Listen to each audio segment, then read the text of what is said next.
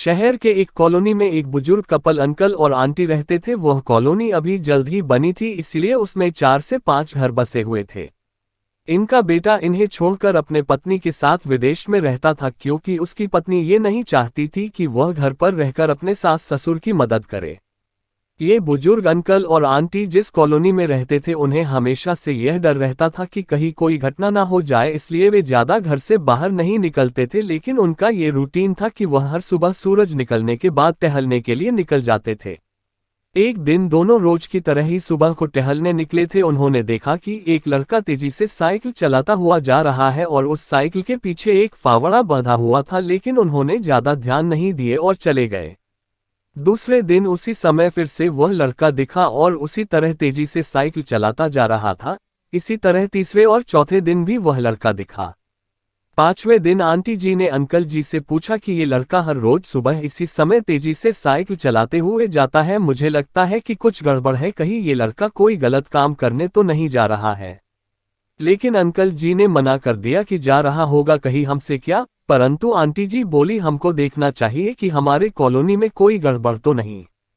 Uncle जी बोले, ठीक है, अगले दिन हम इस लड़के का पीछा करेंगे और देखेंगे कि ये जा कहाँ रहा है। अगले दिन सुबह को फिर से वो लड़का तेजी से साइकिल चलाता निकला। उनके पीछे अंकल और आंटी जी भी गई। उन्होंने देखा कि थोड़ी दूर जाने के बाद वह लड़का एक पेड़ के पास साइकिल खड़ी कर दी। उसी पेड़ के पास थोड़ी सी खाली जमीन पड़ी थी और उसे वो खोदने लगा।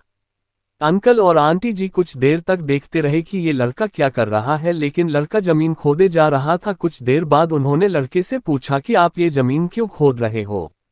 लड़के ने मुस्कुराते हुए कहा कि अंकल जी, मैं आप दोनों को रोज देखता हूँ, लेकिन आपको मुझसे डरने की जरूरत नहीं, और यहाँ जमीन इसलिए खोद रहा हूँ कि मेरी नई नई नौकरी लगी है।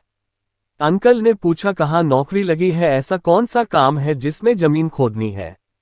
लड़के ने कहा, मैं बड़े दिन से बेरोजगार था, फाइनली मुझे फार्म हाउस में काम मिला है और उन्हें ऐसे लड़के की जरूरत है जिसे काम करने का अनुभव हो, और मेरे पास कोई भी अनुभव नहीं है, इसलिए मैं रोज यहाँ फावड़ा लेकर आता हूँ और जमीन खोदने की प्रैक्टिस करता हूँ, ताकि जैसे ही नौकरी पर काम शुरू हो उसमें हमें निकाल ना दिया जाए। इसलिए रोजाना मेहनत कर रहा हूँ, कोशिश कर रहा हूँ।